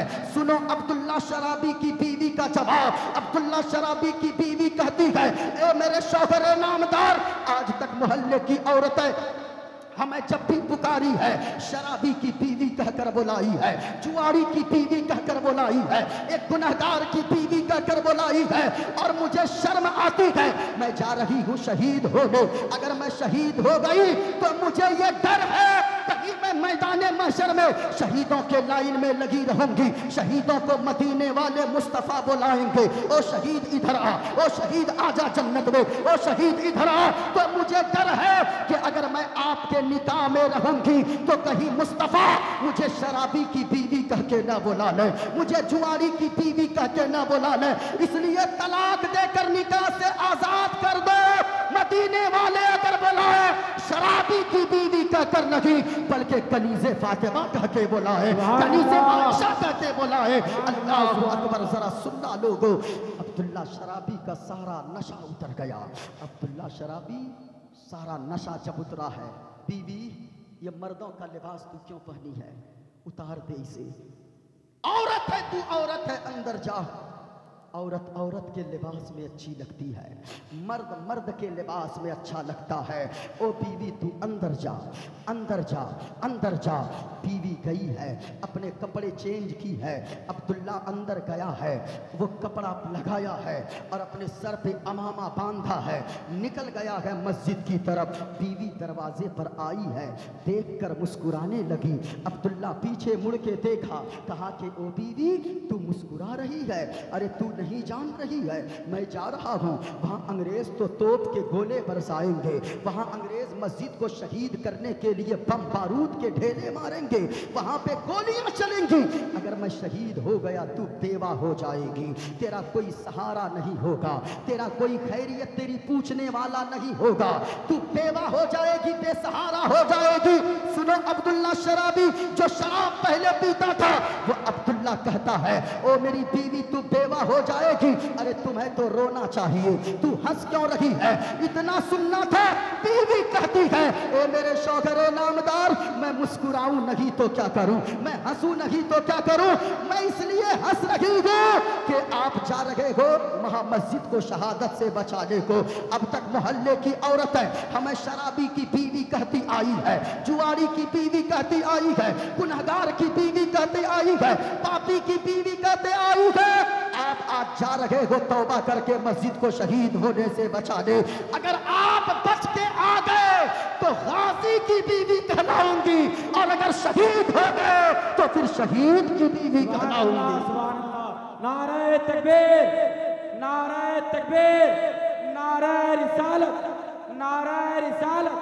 मसला के आला हजरत उलमा अहले सुन्नत हजरत अल्लामा मौलाना मोहम्मद मोइनुद्दीन चतुर्वेदी साहब, हजरत अल्लामा मौलाना मोहम्मद मोइनुद्दीन चतुर्वेदी साहब, नाराए तकबीर, नाराए रिसालत। कहा कि मैं मुस्कुराऊं नहीं तो और क्या करूं। अब अब्दुल्ला आगे बढ़ा है। अब्दुल्ला कहता बीवी अब जाने दे मुझे, अब जाने दे। और कहता हुआ जा रहा है गोया कि अब्दुल्ला छोड़ो मुझको जाना है। सुभान अल्लाह।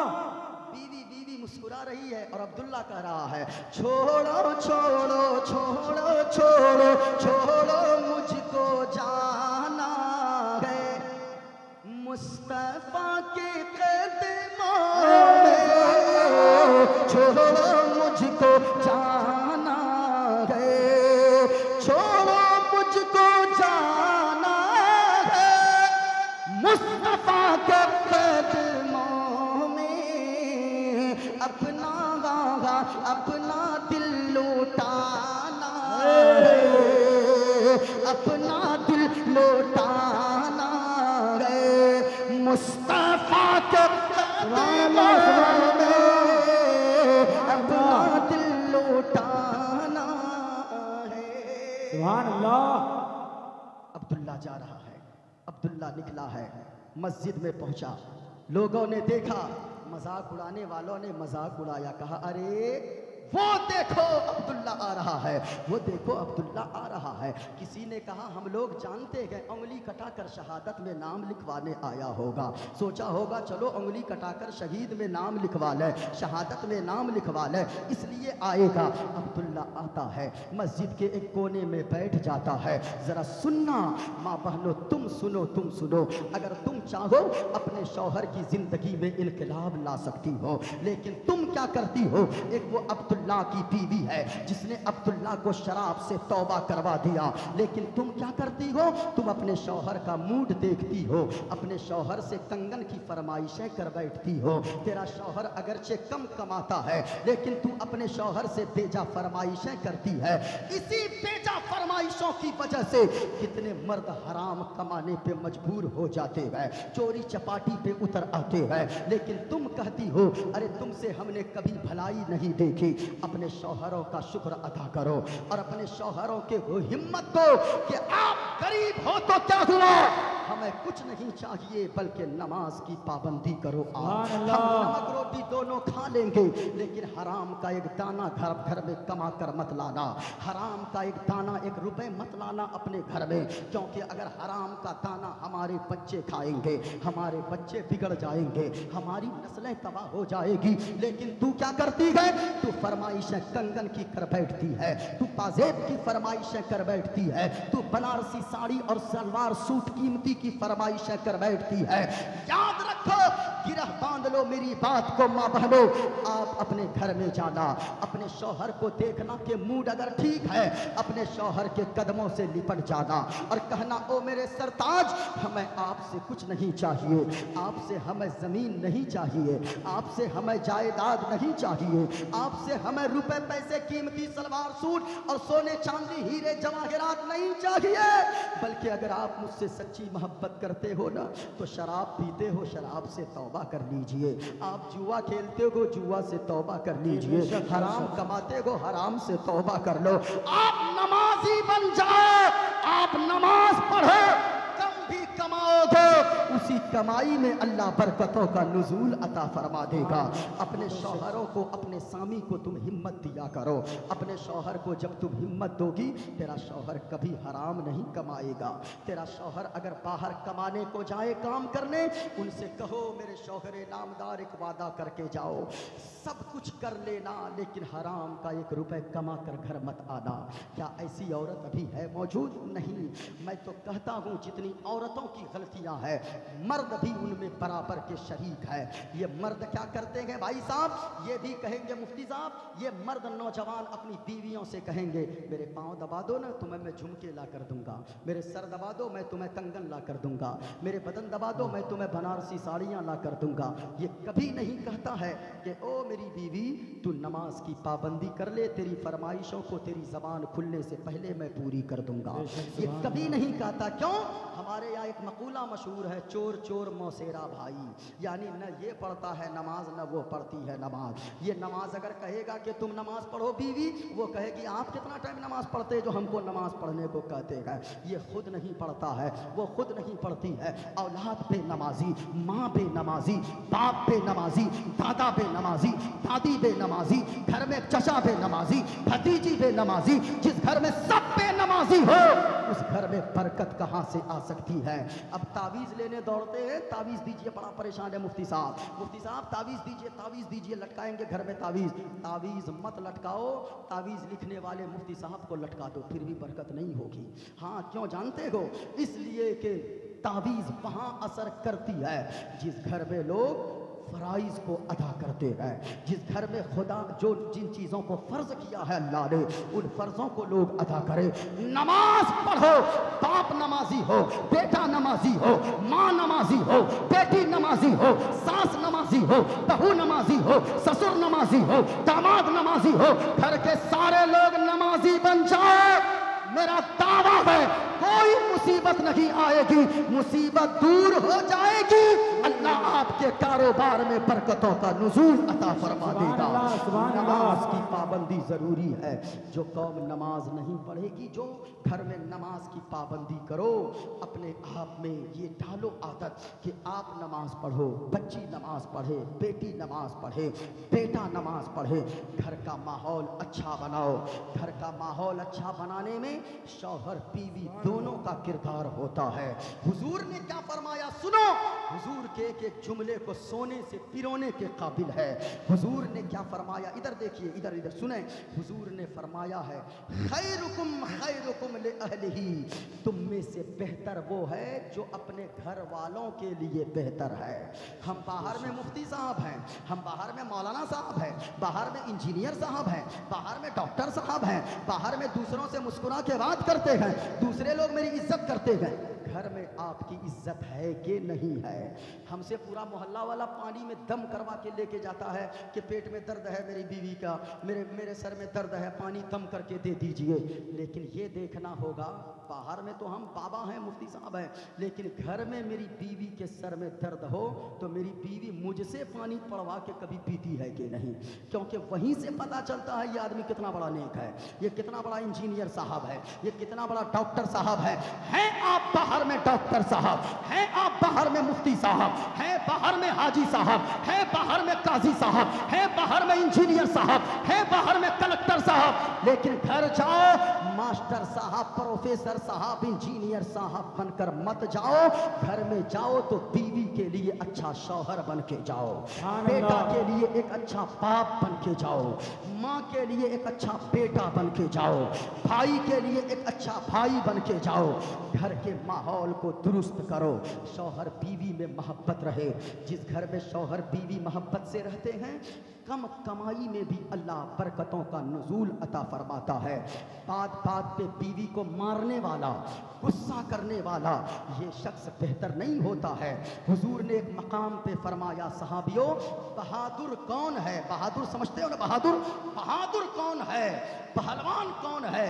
सहाबा ने अर्ज किया या रसूल अल्लाह, जो अपने सामने वाले को पटक दे वही बहादुर है, वही पहलवान है, वही ताकतवर है। हुजूर ने फरमाया नहीं सहाबा, असल में बहादुर पहलवान वो है जो गुस्सा पे कंट्रोल कर लेता है, जो राग पे कंट्रोल कर लेता है।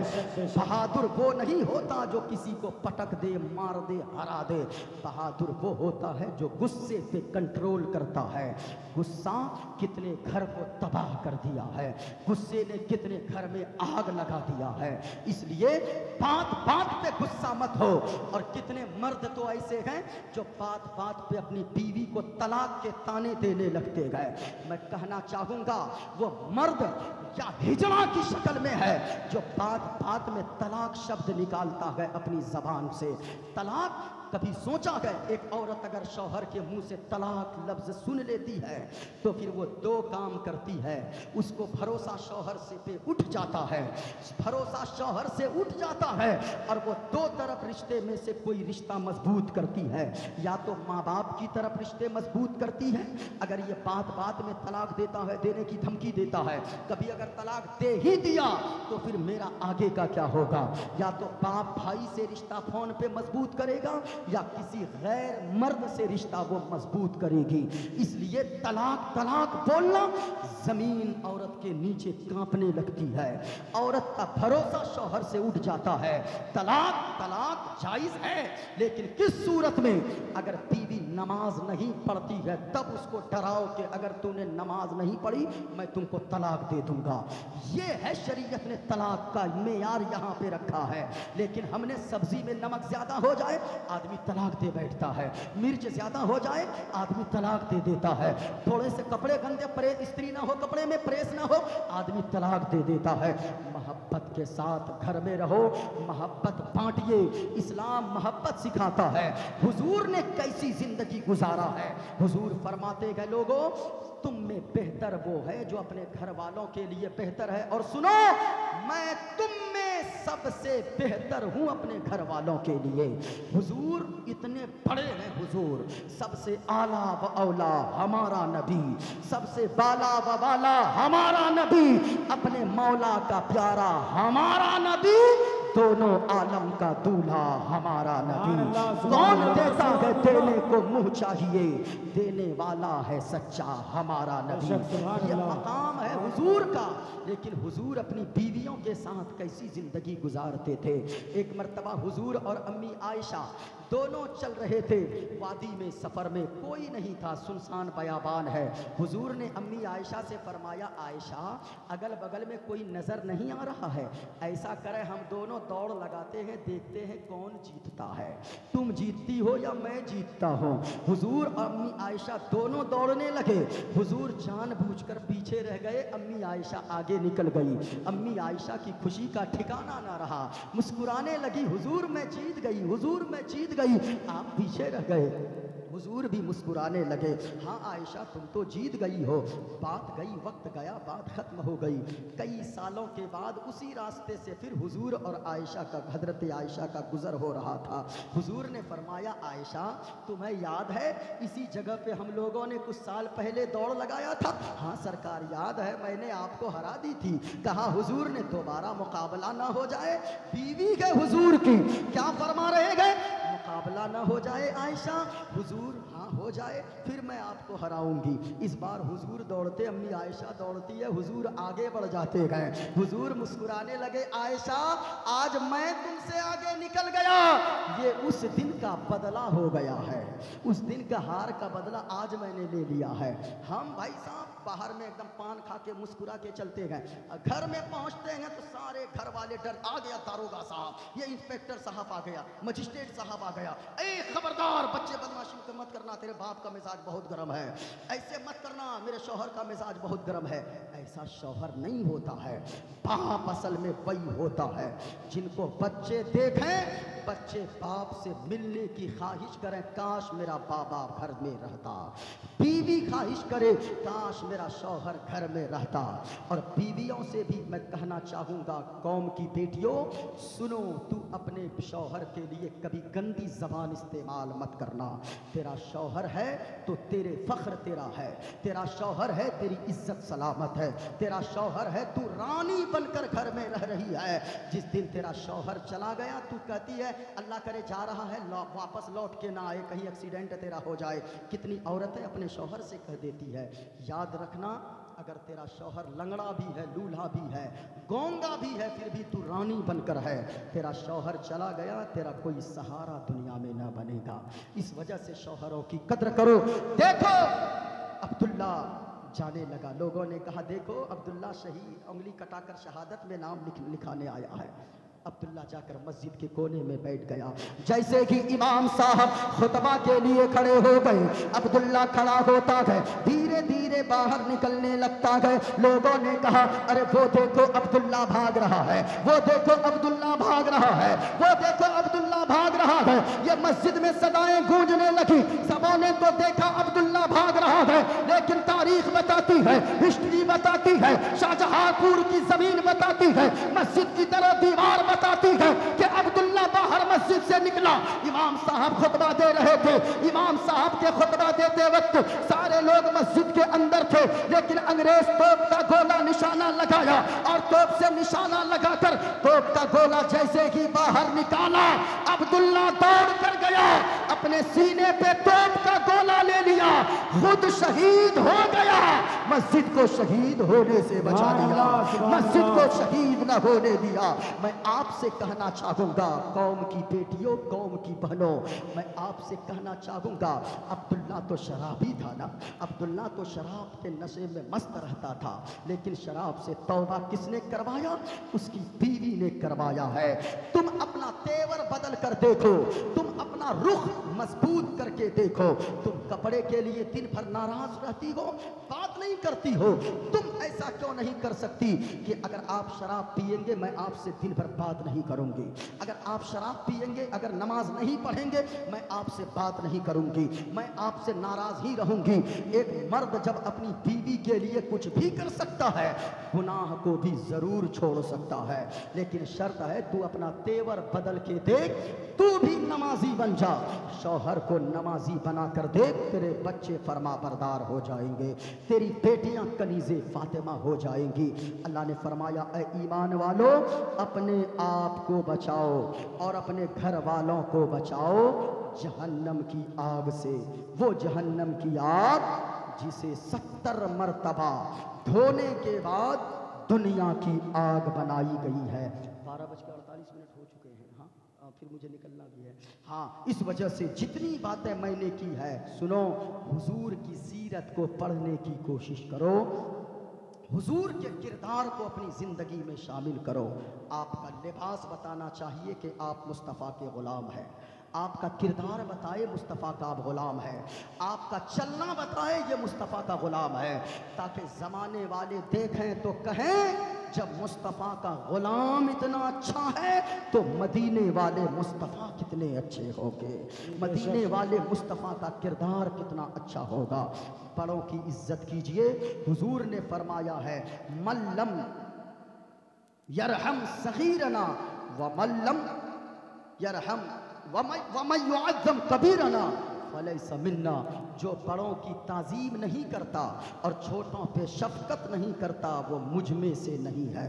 बड़ों की इज्जत कीजिए, बड़ों की ताज़ीम कीजिए। कोई भी हो, पड़ोसी भी अगर आपका हो ना, तो आप उनकी कदर कीजिए। पड़ोसी पड़ोसी होता है। हुजूर के दौलत खाने के हुजरे के बगल में एक यहूदी का घर था। हुजूर के यहाँ बहुत दिनों के बाद एक दिन सालन बना, सब्जी बनी। हुजूर ने प्याले में सालन लिया, यहूदी के घर के पास पहुंच गया। वो यहूदी जो दिन रात हुजूर के खिलाफ पकता था, दरवाजे पे पहुंचा, दरवाजे पे दस्तक दिया, अंदर से आवाज़ आई, कौन? हुजूर ने फरमाया कि मैं मुहम्मदुर रसूलुल्लाह तेरे दरवाजे पे आया हूँ। उसकी बात सुनो, यहूदी अंदर से कहने लगा, आप जाइए, आपका मेरे दरवाजे पे कोई काम नहीं है। हुजूर ने फरमाया, ओ यहूदी, आज मैं तेरे पास अपना दीन लेकर नहीं आया हूँ, तेरे पास मैं तुझे कलमा पढ़ाने नहीं आया हूँ। मेरे यहाँ 8-10 दिन के बाद अच्छा सा सालन बना था, अच्छी सब्जी बनी थी, यही तुझको मैं देने के लिए आया था। मैं सोचा पता नहीं तूने खाया है कि नहीं खाया है। यहूदी ने जब इतना सुना, दिल की दुनिया बदल गई। दरवाज़ा खोला, कहा कि जिनको हम दिन भर गालियाँ देते हैं वो मेरे बारे में इतनी फिक्र करते हैं। दरवाज़ा यहूदी ने खोला, हुजूर ने हाथ दस्त मुबारक को बढ़ाया, फरमाया, ये लो प्याला और इस सब्जी को तू खा ले। इतना सुनना था। यहूदी ने कहा, हुजूर प्याला बाद में दीजिए, पहले हाथ बढ़ाइए, कलमा पढ़ाकर अपना गुलाम हाथ बढ़ाइए, कलमा पढ़ाकर इस्लाम में दाखिल कर लीजिए। यार, अपने आप में भी किरदार लाओ मुस्तफ़ा जैसा। हुजूर की सीरत पे ज़िंदगी गुजारो, हुजूर के किरदार पे ज़िंदगी गुजारो, हुजूर के सहाबा की ज़िंदगी की तरह अपनी ज़िंदगी गुजारो। यकीनन ज़िंदगी में इनकलाब पैदा हो जाएगा। औलाद अल्लाह ने दिया है, सिर्फ औलाद मत मांगो। क्या मांगना है? या अल्लाह मुझे नेक औलाद अता फरमा दे। सिर्फ औलाद नहीं, नेक औलाद। औलाद को कोई तोहफा आप देना चाहते हो, सबसे बेहतर बेहतर तोहफ़ा ये है कि अच्छी तरबियत सिखा दो, अच्छा अदब सिखा दो, अच्छी तालीम सिखा दो अपने बच्चे को, तो यकीनन तेरे बेटे के लिए वही सबसे बड़ा तोहफ़ा है। अल्लाह ताला हम सब की हाज़िरी को कबूल फरमाए। जितने लोगों ने तकरीर को समाअत किया है, अल्लाह सबों की ज़िंदगी में बहार नसीब अता फरमा दे। अस्तग़फिरुल्लाह रब्बी मिन कुल्लि ज़ंबि व अतूबु इलैहि। कलमा शरीफ पढ़ लो, ला इलाहा इल्लल्लाहु मुहम्मदुर रसूलुल्लाह सल्लल्लाहु अलैहि वसल्लम। नारा लगा लो एक मरतबा, दोनों हाथों को बुलंद करके, नारे तकबीर। ऐसे आवाज नहीं, झूम कर पूरा मजमा नारा लगाओ, नारे तकबीर। आपकी आवाज नहीं निकल रही है। मैंने क्लिप देखा था कुछ दिनों पहले, जब फिलिस्तीन का मामला चल रहा था, दुश्मन के जरिए, टैंक के जरिए निशाना लगा रहा था। एक दूध पीता बच्चा है, 2.5 साल उम्र है, दूध की बोतल मुंह में लगाकर दुश्मन की टैंक की तरफ देख रहा है। दुश्मन ने जब निशाना लगाया, उस दूध पीते 2.5 साल के बच्चे ने अपने मुंह से दूध की बोतल को हटाया, दुश्मन के टैंक की तरफ निशाना लगाने लगा। दुश्मन जब टैंक की निशाना लगाने लगा, ये दूध की बोतल से निशाना लगाने लगा। मीडिया वाले पहुंच गए, ओ बच्चा तेरे अंदर ये ताकत कहाँ से आई? उधर तो वो बम का निशाना लगा रहा है, ये तेरे दूध के बोतल को तूने हथियार बना लिया है। लेकिन बच्चा बता, तेरे अंदर ये हिम्मत कहाँ से आई? तेरे अंदर ये जुर्रत कहाँ से आई? तेरे अंदर ये ताकत कहाँ से आई? तेरे अंदर ये पावर कहाँ से आया? तो बच्चे ने मचल कर जवाब दिया था, ओ मीडिया वाले, अंदर जो हिम्मत आई है इसमें मेरा कमाल नहीं, इसमें मेरी माँ का कमाल है।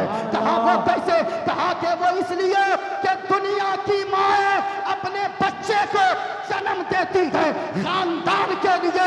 मेरी माँ ने मुझे जन्म दिया है मजहब इस्लाम के लिए, मजहब इस्लाम के लिए। अगर आपने उस बच्चे का तेवर है तो यकीनन आपके अंदर भी तेवर होना चाहिए। आपकी जबान में अल्लाह ने बोलने की ताकत दिया है। जरा पूरा मजमा हाथों को उठाओ, अल्लाह कर बोलो, नारे तकबीर, और बुलंद आवाज से नारे रिसालत।